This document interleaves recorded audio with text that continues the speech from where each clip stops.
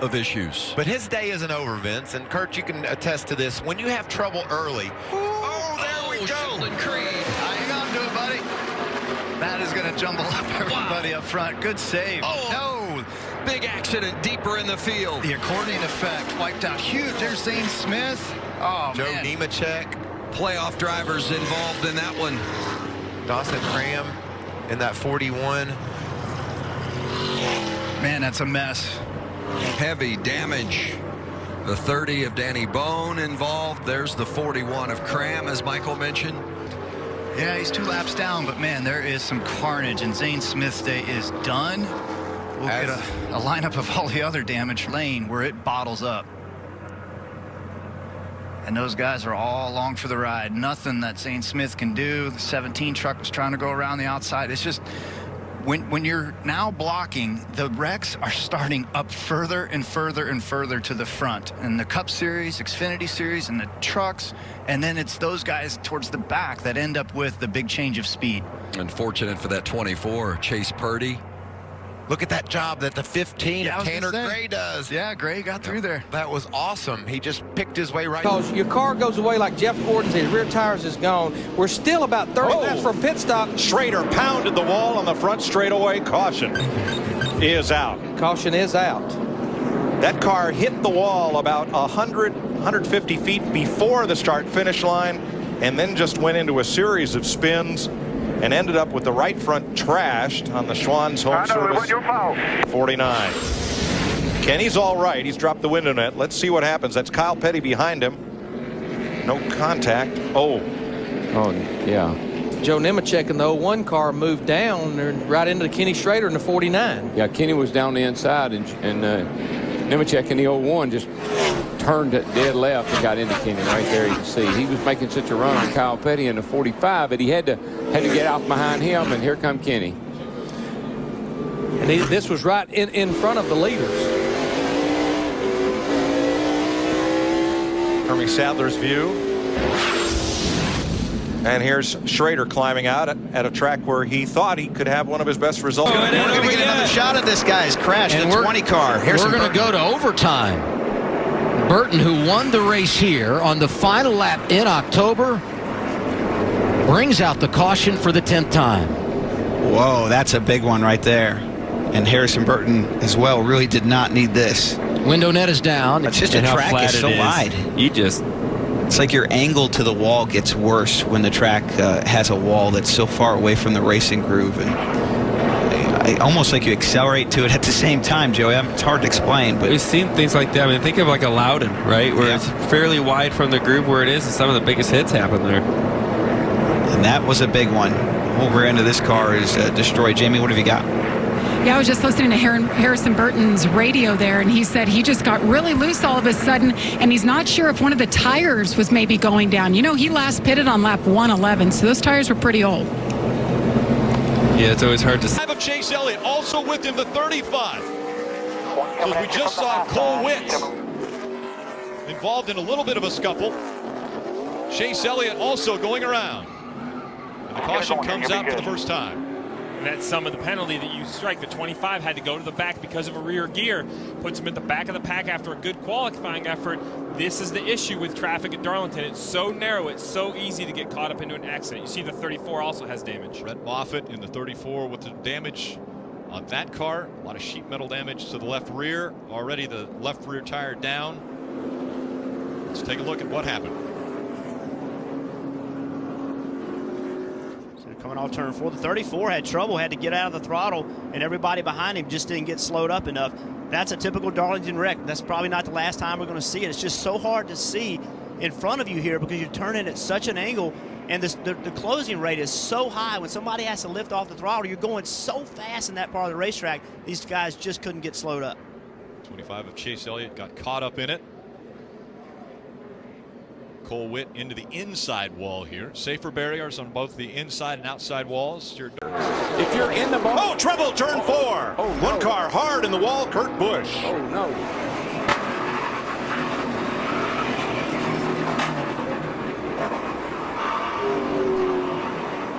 Kurt looked like he might have been turned. That thing just went straight on into the outside wall. There goes Suarez down pit road. Not sure what happened there. We have to take a look at it to see where he does. There's a 41 on the bottom. Oh, yeah, look at it step out. Yeah, yeah. Wow, big time. Straightened Jimmy out, and he kept going, but unfortunately it was at the expense of the 41 of Kurt Busch. Did you see that 48 car, though? He was going to spin out. I think he was definitely going to spin out. Nice job by Austin Dillon to miss Kurt Busch, who slides to a halt. Let's ride along with I'm a friend right there. Riding with Kurt Busch. Nothing he could do. But that car is so strong he can still pull him off the corner on the high side. Oh, big crash. Menard is involved. It looks also like the 61 of Jason Bowles, who is making his debut in the series, is involved. It's a huge Menard's got hit a lot of damage. These cars were both vehicles that were at least one lap down. That is Paul Menard, window net down. That's the best news. Yeah, they are. They're going to bring him down pit road now because this is such a big mess on the straightaway. A lot of debris in cars. Jason Bowles, Camping World West champion. Did he have a cut tire because of that? Because here's the next lap. Yeah, no, he was just got down on the apron with the left front. Got him really loose. Gets him up into the wall, and then the 61, nowhere to go. And everybody else luckily misses it. Here's another view. Boy, Jason Keller just escapes.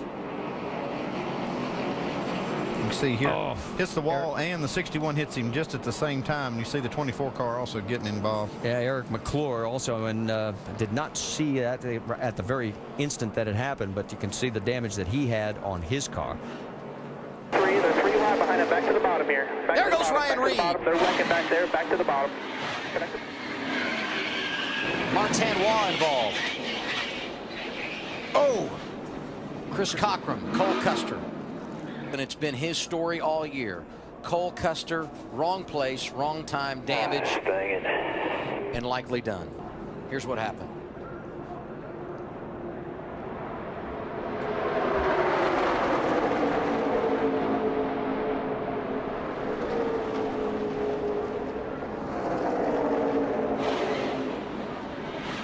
Like a bump draft going wrong. Eric Almirola was behind the 16 car. You can see Chris Cockrum nearly sneaking through there.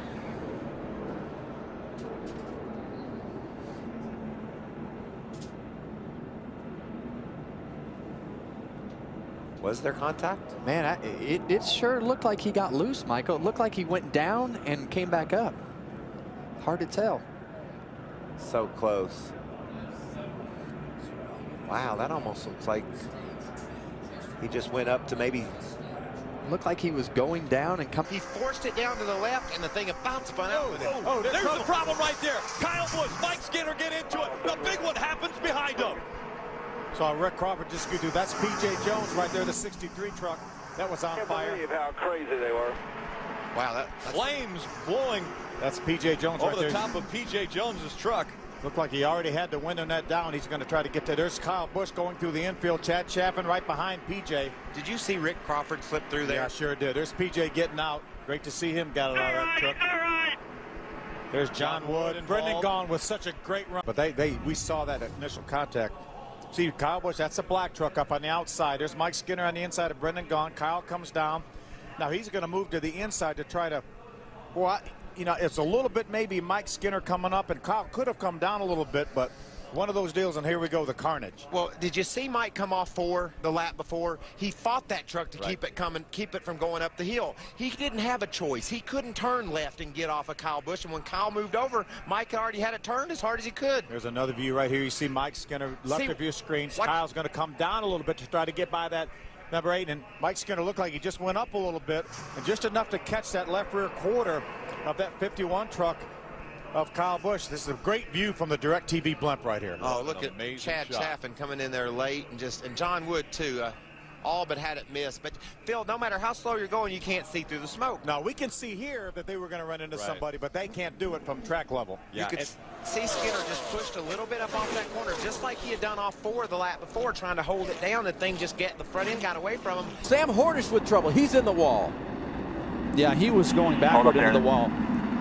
Oof. And when you see a car shoot into the wall, it's because of that.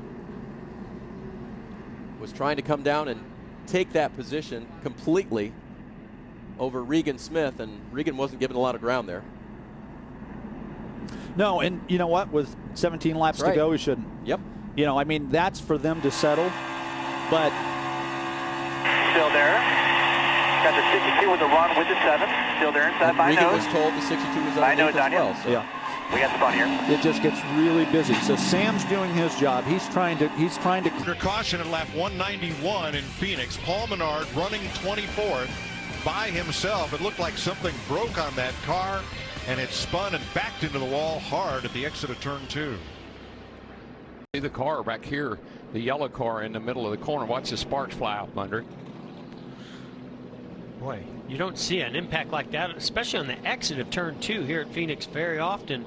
Those sparks, I don't know if it was from the right rear tire blowing and then the wheel was where the sparks, or if something else broke in the suspension. Through there without damage.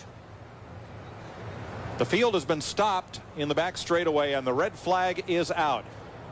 There goes Bliss sideways. He gets tagged hard by Ashton Lewis. And then they pile in at speed.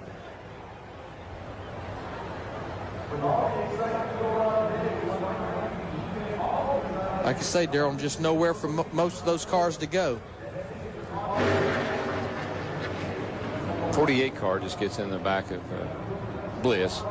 They're all racing off in turn 1 down there. And you know, the apron looked like the place to be. All of these drivers are in a secure qualification. Oh, there no! you go. Hard, one car into the wall, and that's Carl Edwards. Or is it Carl? Wow. Regan Smith gets tagged. Denny Hamlin involved. That changes everything. 21 spun us. Had that group minded their P's and Q's, they all would be in the Daytona 500. Oh, my. And now we're under caution for the first time in the first Budweiser duel. There's Carl Edwards. Comes the pack around. He kind of pushes up off the bottom there a little bit. Looks pretty good at this point. Oh, Hamlin, looks like Hamlin got loose first. Not sure why. Have to look at it again. But he definitely got loose and came down into Carl Edwards' right rear quarter panel. Let's see if we can get a better look here. Now that's Michael Waltrip alongside Carl. Oh, the 11 just gets, he's just spinning out. He gets loose and starts to spin. Yeah, he got no help from the 21 whatsoever. He just got loose, it looked like. Now further back was Dale Earnhardt Jr. Back about 12th position. Let's ride along. Get the help here. Use the air off that 22. You'll drive right back by him here. There you go. Keep coming, keep going, keep going, keep going. Good job, man. Good job. Caution's out.